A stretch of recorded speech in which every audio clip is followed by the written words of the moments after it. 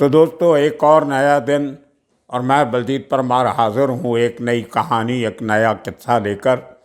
अ, आज हम बात करेंगे उस बहुत बड़े सनसनीखेज, हैरत अंगेज़ और एक डरावने किस्म के इंसिडेंट की जो अहमदाबाद के शहर के बाहर बाहर ओडव इलाके में जिसको अंजाम दिया गया।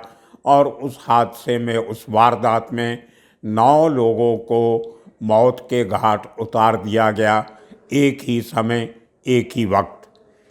ये बात है 1992 की, 1992 की। अहमदाबाद के पास एक इलाका है ओडव, जो रास्ता सिटी से बाहर निकलता है, रिंग रोड की तरफ जाता है। बाहर शहर की रिंग रोड के बाहर जो शहर के चारों तरफ घूमती है रोड, और वहाँ पे गोधरा की तरफ एक रास्ता जाता है और वो हिंदू डोमिनेटेड एरिया है पूरे का पूरा। ओडव उसको कहते हैं। उसमें काफ़ी सारे दारू के, जुए के धंधे चलते थे बड़े लेवल पे, जिनका सबसे बड़ा सरगना था हंसराज त्रिवेदी। अब कुछ लोगों का कहना था कि वो ओरिजिनली कहीं बहुत साल पहले, कई दहाके पहले यूपी से आके सेटल हुए थे, लेकिन गुजरात में भी ओरिजिनल त्रिवेदी हैं। एक किसी ने पूरी रिसर्च अभी तक नहीं की कि वाकई वो परिवार यूपी से आके सेटल हुआ था जो ओरिजिनल गुजराती था।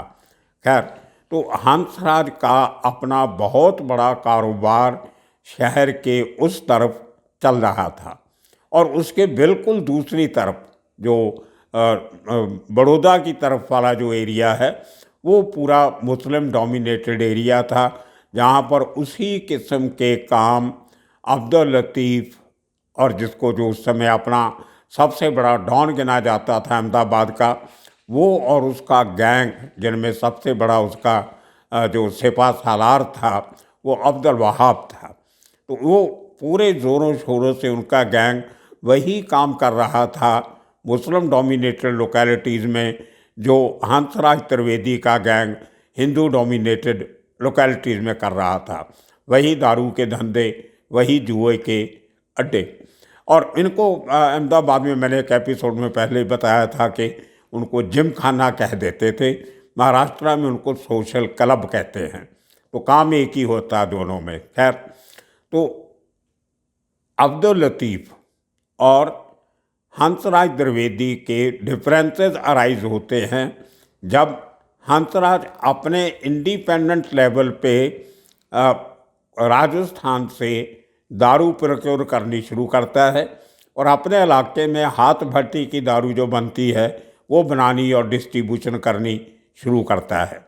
साथ में उसका लिंक बहुत अमीर किस्म के बिजनेसमैन गुजराती लोगों से था, जो बहुत बड़े स्टेक पे जुआ खेलते थे। मतलब यहाँ पे लाखों रुपए का जुआ रोज़ का खेला जाता था। और वो खेला जाता था राधिका जिम खाना में।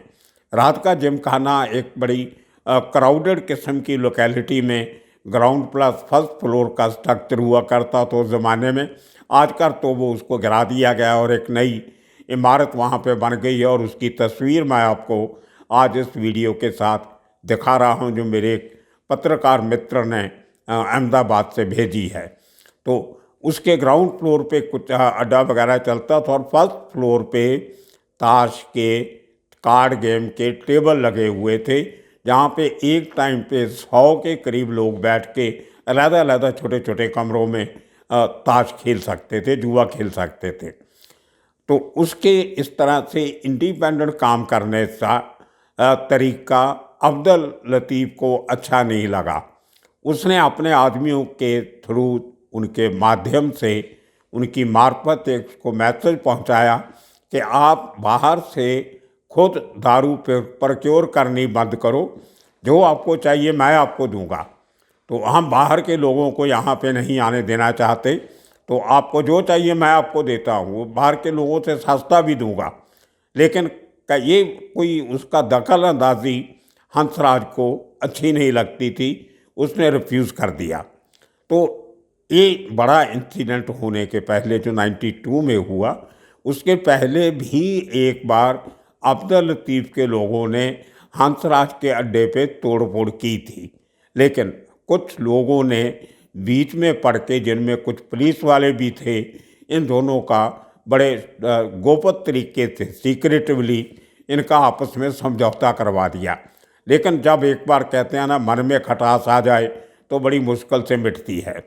तो बार बार समझाने के बाद भी या बातचीत के बाद भी जब हंसराज ने अब्दुल लतीफ़ से दारू लेना, माल लेना बंद कर दिया, तो लतीफ़ को ये लगा कि अब अगर आज एक आदमी खड़ा हुआ है, कल दूसरे इलाके में दूसरा खड़ा हो जाएगा, फिर तीसरा, तो ऐसे मेरा तो धंधा जो है वो चौपट हो जाएगा। इसलिए इस आदमी को सबक सिखाना बहुत ज़रूरी है।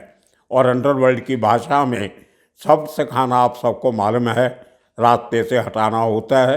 रास्ते से हटाने का मतलब होता है उसको जान से मार देना।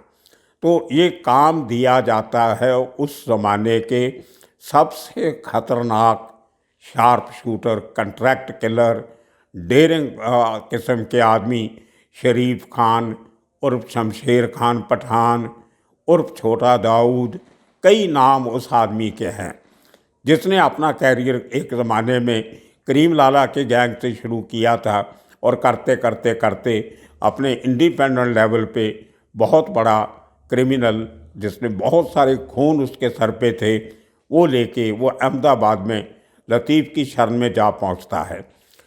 शरीफ खान की शुरुआती ज़िंदगी का हाल मैंने एक बहुत पहले एक एपिसोड किया था, उसका नंबर था 142, एपिसोड नंबर 142। वो आप देख सकते हो यूट्यूब पे जाके। उसमें शमशेर खान पठान जब छोटा शरीफ खान जब छोटा दाऊद की पूरी कहानी मैंने सुनाई हुई है, कैसे वो अपने गांव से आके मुंबई में करीम लाला की शरण में आया था। तो शरीफ खान को के साथ 5-6 आदमी और भेजे गए, एक गाड़ी भेजी गई, एक ड्राइवर दिया गया और हथियार देके सबके साथ, और शरीफ खान के पास थी कारबाइन। कुछ लोग कहते हैं 47 थी, लेकिन मैंने जो जजमेंट पढ़ी है कोर्ट की, जिसमें सब लोगों को सज़ा हुई उम्र कैद की, उसमें स्टैनगन का जिक्र किया हुआ है। स्टैनगन उस ज़माने में कारबाइन को कहते थे। क्या, तो वो ऑटोमेटिक वेपन थी, मैगजीन पड़ता था और लगातार गोलियां निकलती थी। उसको लेके और रिवॉल्वर पिस्टल लेके ये 5-6 लोग वहाँ पे जाते हैं, जिनमें शरीफ खान का अपना सगा भाई जावेद भी था, उनमें एक बाबा भी था, एक मास्टर था। इस किस्म के लोग सब, वो अभी सब जेल में हैं। हालांकि सबकी सज़ा पूरी हो गई है, लेकिन उनको छोड़ा नहीं जा रहा। उनको डेंजरस क्रिमिनल समझ करके किसी न किसी केस में फिर अटका लिया जाता है। खैर, तो ये लोग वहाँ पे पहुँचते हैं और वहाँ पर जाके इस बात की थोड़ी सी खबर शायद हंसराज को अंदर से लग गई थी। उसके जो 100 के करीब लोग उस समय पे जुआ खेल रहे होते हैं, उस दिन उनमें से कोई नहीं था। सिर्फ एक ही रूम खुला था, जिसमें हंसराज त्रिवेदी अपने खास दोस्तों के साथ ताश खेल रहा था, जुआ खेल रहा था। तो जैसे ही ये लोग जाते हैं, हर इनमें से किसी ने हंसराज को नहीं देखा था। अब यहाँ पे 3 किस्म के वर्शन जो हैं वो मार्केट में बताए जाते हैं। पहला जो वर्शन दिया जाता है वो ये है कि अंदर जाके जब शरीफ खान ने पूछा, शरीफ खान ने, कि आप में से हंसराज कौन है, तो किसी ने कोई जवाब नहीं दिया। अचानक एक आदमी ने बोला, मैं हंसराज हूँ। तो उसके बाद 2-3 और लोगों ने बोल दिया कि मैं हंसराज हूँ। तो इस चक्कर में शरीफ खान ने सबको गोली मार दी। लेकिन ये वर्शन मुझे सही नहीं लगता। ये किसी कोई जैसे फिल्म का स्क्रिप्ट लिखा गया होता है, कोई फिल्म की कहानी लिखनी होती है, इस किस्म की कहानी किसी एंटरप्राइजिंग राइटर ने बना के छाप दी होगी, जो लोगों तक पहुंच गई। दूसरा वर्शन ये था कि किसी ने कुछ नहीं बोला, वो थोड़ा सा इससे सही वर्षन लगता है। स्टैनगन एक आदमी के हाथ में हो, 4 आदमी और साथ में रिवॉल्वर लेके खड़े हैं, सबकी बोलती तो वैसे ही बंद हो जाती है। तो कुछ समय के लिए वो इतने घबरा गए होंगे कि बोलने की हिम्मत उनकी ये भी नहीं थी कि उनके सामने हंसराज बैठा है और उनको ये भी लगता है कि इसके सामने अगर हमने बोल दिया कि ये हंसराज है तो अगर कहीं ये बच गया तो फिर हमारा क्या होगा। उस डर के चक्कर में शो पंच में जब कोई जवाब नहीं मिला तो शरीफ खान ने 9 के 9 लोगों को मार दिया। ये भी कुछ बात सही नहीं लगती। फिर मैंने पिछले कुछ दिनों में कुछ ऐसे लोगों से राब्ता बनाने की कोशिश की जो इस समय साबरमती जेल में इसी केस में सज़ा भुगत रहे हैं। उनमें से 2 लोगों से मैंने अपने तरीके से बात करने की कोशिश की। उनसे जो एक तीसरा वर्जन निकल के सामने आता है जो शायद किसी को मालूम होगा, बहुत कम लोगों को, इनर सर्कल में उन्होंने जो कहानी बताई, और वो कहानी वो है जो उन्होंने शायद अपने बयान में भी बताई है। जो इस केस के बाद जो पुलिस की इन्वेस्टिगेशन के दौरान उन्होंने जो पूरी स्टोरी बताई, जो अपना बयान दिया, उसमें उन्होंने कहा है कि जैसे हम लोग अंदर गए, शरीफ खान ने पूछा हंसराज कौन है, तो किसी ने जवाब नहीं दिया। उसके बाद शरीफ खान ने जब एक आदमी को गोली मारी तो हंसराज ने उठ के उसकी कार्बाइन को पकड़ लिया और दोनों की हाथों पाई में वो जो थोड़ा घूमना हुआ, कार्बाइन का हाथ पकड़ा और शरीफ खान उसको छड़ाने की कोशिश कर रहा है, हंसराज छोड़ नहीं रहा, तो उस हाथों पाई में जो कार्बाइन घूमती रही उससे ये लोग मर गए, लेकिन हंसराज जिंदा था। जब ये गोली चलने की लगातार आवाज़ आई तो जो शरीफ का भाई नीचे था, जावेद, गाड़ी के पास, दरवाजे के पास खड़ा था सीढ़ी के नीचे, कि बाहर का आदमी ऊपर नहीं आए, ऊपर का नीचे नहीं भागे, तो वो अपना रिवॉल्वर लेके भाग के ऊपर जाता है। वो देखता है कि हंसराज ने कार्बाइन पकड़ी हुई है और शरीफ को वो कार्बाइन छोड़ नहीं रहा है, ना वो छोड़ रहा है।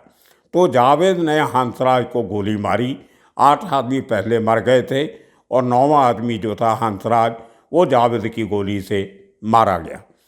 मुझे इसमें भी कोई शक लगता है क्योंकि ये कहानी उन्होंने अपने बयान में बताई है, जो आपस में सलाह करके वकीलों ने जो उनको राय दी होगी कि आप इस किस्म का किस्सा सुनाओ ताकि आप कोर्ट में ये लगे कि हम 9 लोगों को नहीं मारना चाहते थे, हम तो एक ही आदमी को मारना चाहते थे, हंसराज को, और उसने हमारी बंदूक पकड़ ली, बंदूक घूम गई और बाकी लोगों को गोली लग गई, तो आपका जो पुलिस का केस है वो कमज़ोर हो जाएगा और आपको जो फांसी की सज़ा लग सकती है उसके बदले में आपको उम्र कैद हो जाएगी कि ये 9 लोगों को मारने का इरादा नहीं था, मारना एक को था, बाकी 8 लोग एक्सीडेंटली मारे गए।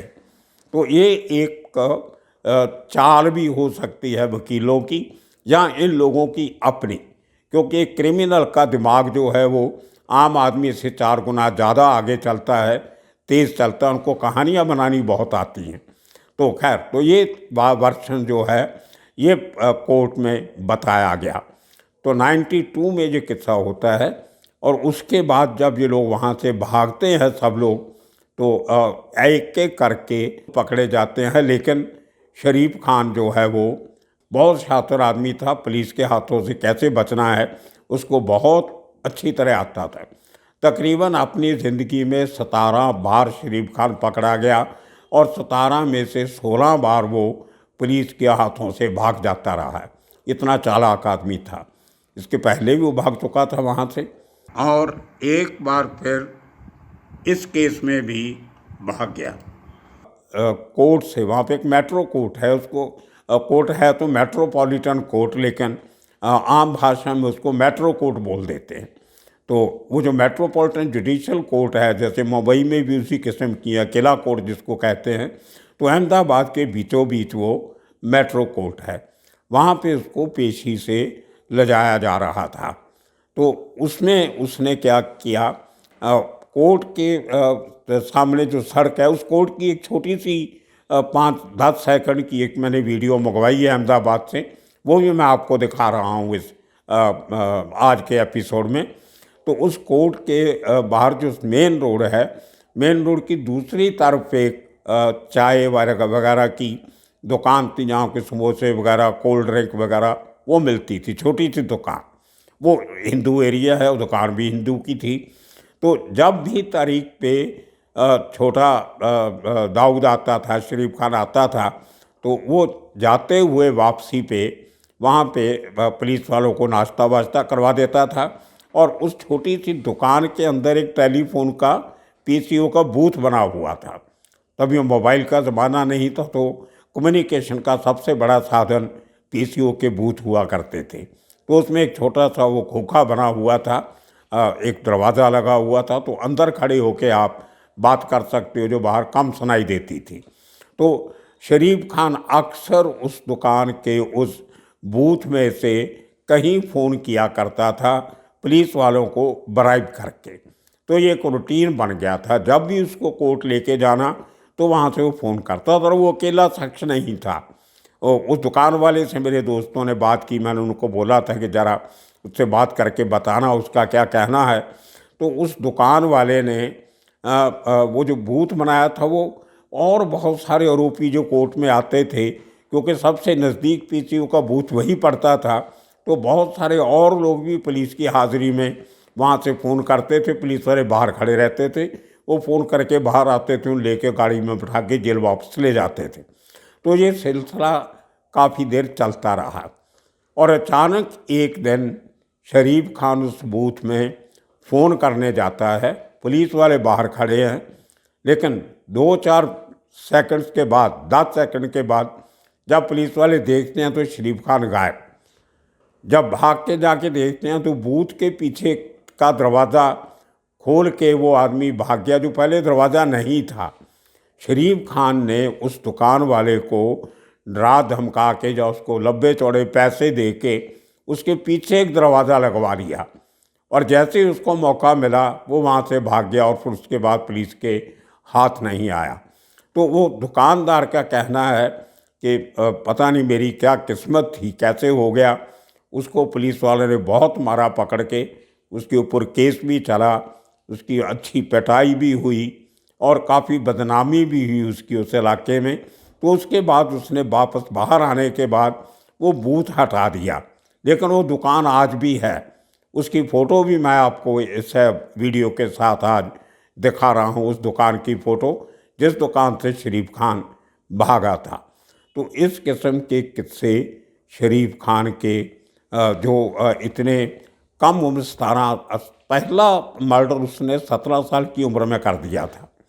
करीम लाला के घर के बाहर एक दिन रात को एक शराबी आदमी गालियां दे रहा था, शराब पी के, पता नहीं किसको गाली दे रहा था, किसको नाम ले रहा था।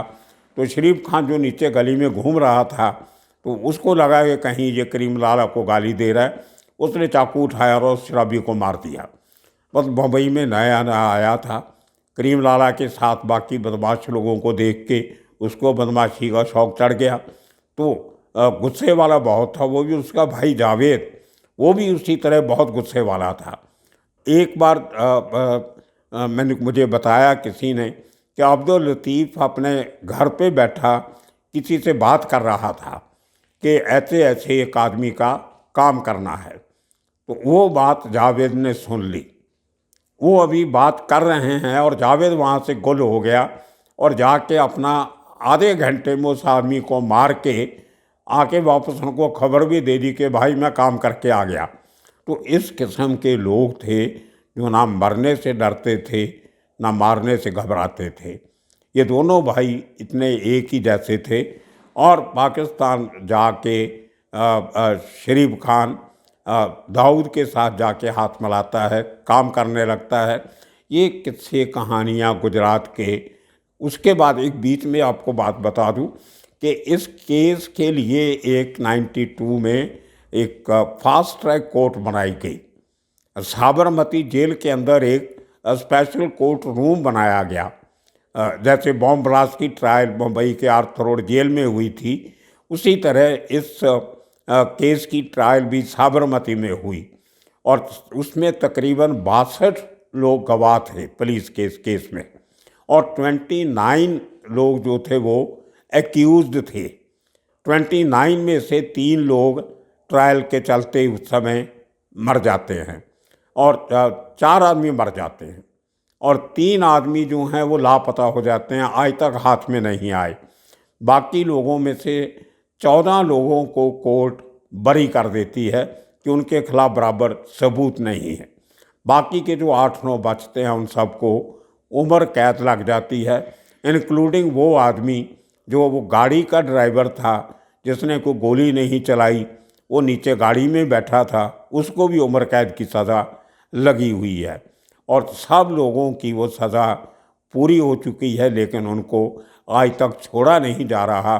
डेंजरस क्रिमिनल्स कह के उनके ऊपर कोई ना कोई पाबंदी लगा दी जाती है। तो ये कहानी थी राधिका जिम खाना में 9 लोगों के मर्डर की और शरीफ खान के किस्सों की कहानी। आने वाले दिनों में और कितने कहानियाँ लेके फिर हाज़िर होंगे। तब तक के लिए आप सबका शुक्रिया, धन्यवाद।